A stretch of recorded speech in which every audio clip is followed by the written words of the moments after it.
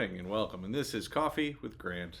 I got Ruby Dog here, and I was just watching a highlight of the 2026 Consumer Electronics Expo, and it got me thinking about electronics in the future and what that means. And I think we'll have an interesting discussion this morning. Oh, as the coffee kicks in.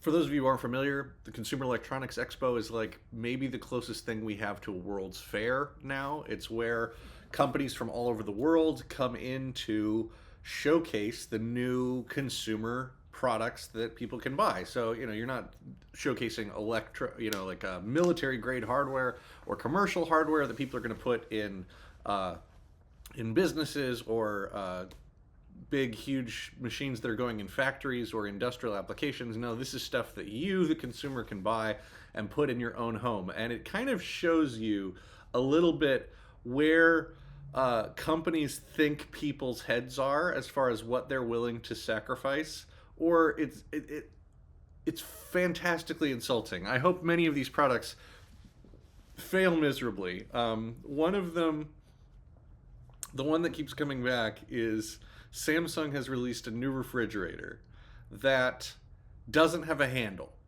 In fact, you have to use voice control to ask it to open. And you have to ask it to close, because I guess you can't close it on your own because it'll break the arm mechanism. So whoever designed this thing, I don't know what the problem they were trying to solve was, but I have never once walked up to my refrigerator and been like, you know what? This handle's really inconvenient. If only I could yell at my fridge to open it. And apparently, a lot of people testing it at the exposition, they couldn't get it to open because it's so loud in the exhibit hall. And so it also has to be very quiet. You have to have ideal conditions to have this thing work. It has a big old touch screen on the front of it, which apparently Samsung is allowed to sell sponsored content to you for, so it can see it, and it scans the interior of your fridge, so it knows what you have in there. Which I'm laughing because I'm like, what?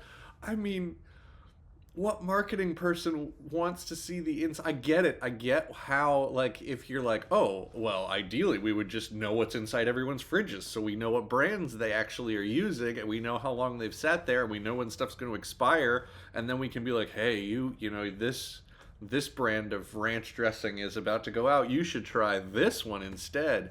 I get that. But what they're actually going to see is 40-50% of my fridge is just condiments that I've kept for way too long, and that's all. Just the doors. It's just be like, really, did you need eel sauce from 5 years ago? Eel sauce doesn't go bad, right? That's why it's in the fridge. And then it's going to be active things I plan on eating, fresh ingredients, and then science projects I've forgotten about. And I don't understand how any of that is going to be improved by sending the information to Samsung. Unless what they're going to do is they're going to send me an email and be like, really? Your fridge is a biohazard. You have... On some level, I think it would be interesting to try to calculate the amount of food waste, the amount of because I possess this curse where I cannot cook for two people. It's impossible. I've tried to do it. I don't. I cannot. There will always be more food than is needed. And it scales. And so it's like an exponential scale there. So if I'm cooking for two people, we'll end up with enough for 5 meals total. But if I'm cooking for 5 people, we will end up with enough food for 40 people. And if we're doing a banquet for 40 people, we could have fed 200. And so... in my thinking, sometimes some of the leftovers don't get eaten, and they go bad and they grow a little science, and you don't want to challenge your immune system by poisoning yourself. And I would be very curious to have a metric that tracked that. Restaurants track it, and food waste, it's difficult to do because you have to calculate how many meals you sold how much you ordered, and anybody who's actually really doing ordering well for a restaurant is calculating food waste and cost and trying to double dip on ingredients to make sure that things are being used. And if you ever wondered why restaurants have specials and why they have soups, that's why. It's so you don't just throw things away. You go, oh well, that was this entree on Monday, Tuesday, Wednesday, and now it's the soup of the day, etc. And you can do the same thing at home. I've definitely done that. Been like, well, this is soup now. But let's circle back to this fridge, right? It's like this idea that as a consumer product, people are going to buy into the Black Mirror-esque tech dystopia. That this is somehow a selling point and not a clear invasion of privacy. Because logistically speaking, okay, having worked in tech support, right? Having worked in tech support, I have learned two things. One, if something has the potential to fail, it will eventually fail and in a way that you don't expect. And B, don't trust anything with a touch screen on it to work forever. Touch screens, I'll take a physical analog button that I can physically press up and down over and over and over again over a touch screen any day of the week, because a touch screen can be locked with a firmware update. A touch screen can be, is a component that can fail entirely with a power surge, or if you trip a fuse or you draw So if we're thinking logistically, Samsung has created a refrigerator whose job is to keep your food cold, or keep your food at reasonable temperatures, and they have decided that it would be really good if you couldn't access it if you don't have the internet, or if feasibly speaking, let's just say we're in Nebraska, you're in the middle of a blizzard and your power goes out, you now cannot get into your fridge. And it's more expensive than a regular fridge, right? Because it has all the computer stuff and it has AI in there, and right, they've got you'd think you would get some of that advertising sponsored content money because you're the target, but no. So Samsung is charging you for the privilege of using their fridge. Then they are also charging advertisers to put ads on your fridge and double dipping on both ends, and then presumably the thing breaks all the time, so they're going to be charging you for repairs and components to update it.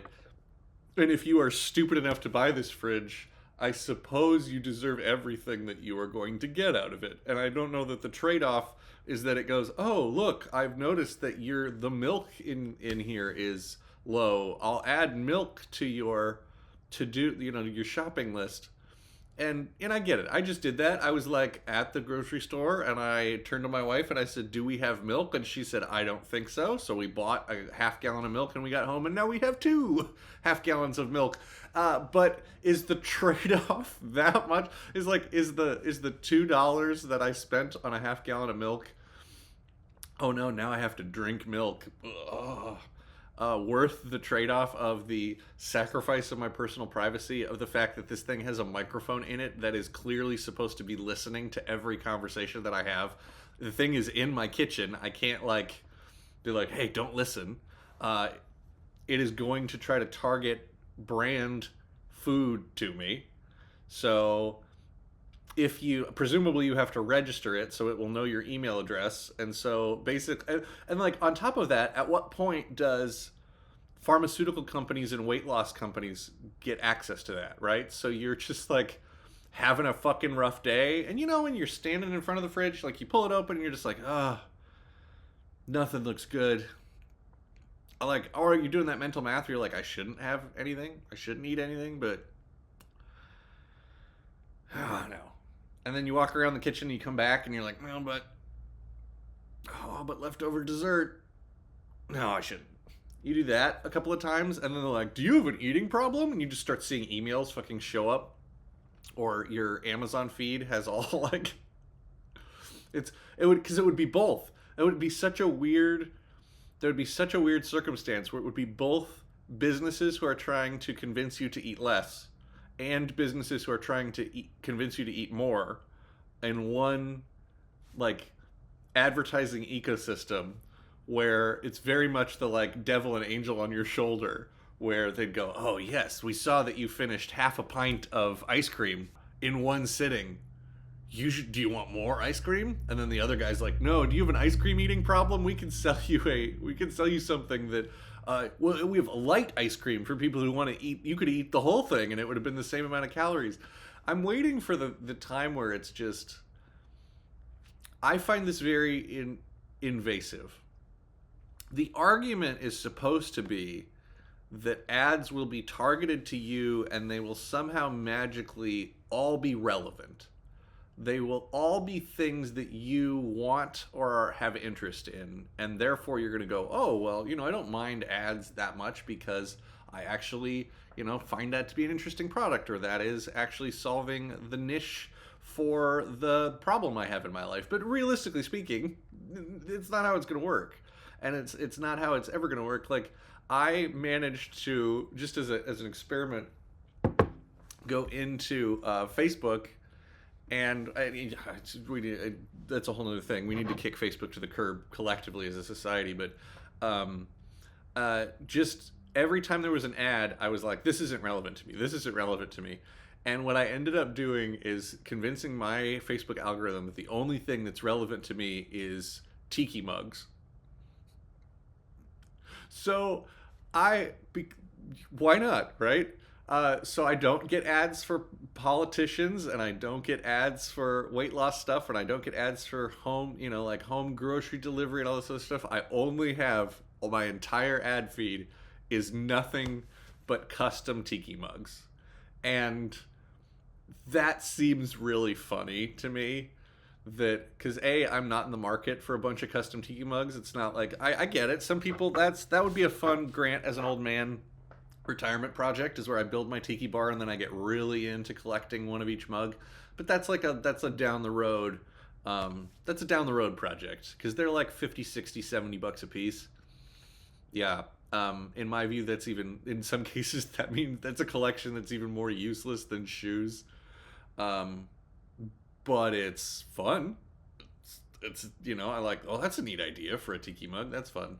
So you can kind of actively tweak your ad algorithm that way.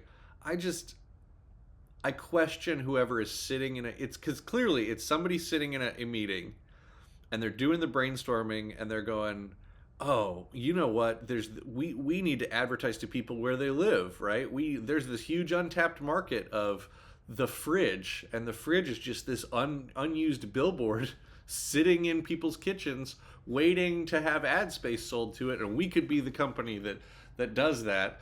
And at what point do they just start selling smart t-shirts where you pay a subscription to wear the t-shirt, and then they sell ad space to other companies, so you just are a walking billboard for a variety of different consumer products? Like, that's where we're headed. It's like, if you think down that route, but why not just say, "Oh, we respect people's privacy. We offer a product that's good and reliable, and therefore you want to buy it and keep it in your home, and that brand loyalty will keep things going for a while.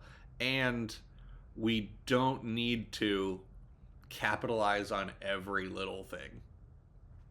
It seems like the right thing to do, but apparently we're in the space where I think where we're at with internet connectivity and connected devices is right at the end of a technological advancement era, and we're seeing AI kind of step in right now. But if you think about it, every piece of technology has always reached a plateau point where it becomes like, we get really good at it. Let's just put it that way. Like, we get really, really good at using whatever that level of technology is, and inevitably that level of technology gets replaced by something new, and then we start that all over again. And so if you look at like clockwork mechanisms from the 1800s and the early 1900s, like, we as a society figured out clockwork stuff, like the ability to say, "Oh, we're going to have an elaborate display that's completely automated, and we have all of the gears and the springs and the levers figured out, and we can do that." And then electricity comes along, and we're like, "Well, fuck, like, we spent so much time getting this going." And like, I have Or like CDs. You know how we were like, man, CDs apparently they're the thing. Nothing is ever going to replace the CD. Let's come up with accessories that allow us. And I know this exists because I've seen one. It was a 100 CD disc changer. So it's like this big donut shaped, like an old jukebox, like rack for your CDs. Has a little door in the front, and you would just feed all your CDs in it, and so it would then store them all in this huge big donut, and then you had the option of like picking. You'd give them a number, so you'd have to remember what number was what CD. You'd be like, oh, I want number 56 and I want to play that one. And so, oh man, you saved so much time having to take the CD out of the player, put the new CD in. You're not opening and closing the cases, whatever. And then you can also shuffle them all. So it will rotate back and it'll play it like one song from this one. It'll rotate around and play a song from that one. And that is an example of a technology that ramped up right to the end before it became completely irrelevant. Like we got really good at it and we assumed that CDs were going to become the best thing. And I think that's where we're at with connected home stuff, where people are like, oh, logically speaking, if people are willing to, you know, have a home connected washer and dryer, we should have home connected fridges and home connected toasters, and then we can siphon up all this delicious ad targeting data to see how many loads of laundry people are doing, and you know, collect demographic information on their household, and it'll be a value to someone, just not the end consumer. And that's the idea right now, right? We are in this era where the value is not to the end consumer. If ever, it's a tipping point, because if every company bought into this, right? It's the like the price fixing paradox, where in theory the free market is supposed to regulate itself until all the parties that are supposed to compete agree on something, and then there is no competition. Then it is the people selling things versus the consumer. So, for example, if LG and Samsung and Maytag and all the other fridge manufacturers of the world all of a sudden decided that, nope, this is how we're making fridges now. Like, they don't have handles and they will have touch screens and we are all going to sell ad space. And then it becomes a question of not if you buy the espionage fridge, but which espionage fridge do you buy? Then we are truly in the tech dystopia. And then, you know, logically speaking, it comes down to your brand loyalty and is there going to be high-level tech espionage happening in your kitchen, right? Is your Cuisinart, your smart home-connected food processor, going to be actively trying to sabotage the advertising efforts of your Samsung fridge and your Maytag dishwasher? Just, you're like, nothing ever works. Yep, because they are all trying to duke it out and have put firmware in there that negates other people's. That could be where we're going with AI. Like, it's AI integrated smart technology that forces you into a single brand ecosystem and then aggressively defends it against your will. That'd be a fun short story. I should write that down. But anyway, what a weird time to be alive. Every morning, I get caffeinated and I start in on a tirade is similar to this. My wife finally got tired of listening to me, so I'm going to try to just do this to the internet for a while. If you enjoyed this tirade and would like more things to come, or if you have suggestions for topics of other things I can rant about, please feel free to throw them in the comments. Be kind to each other, and I will see you later. Have a good day.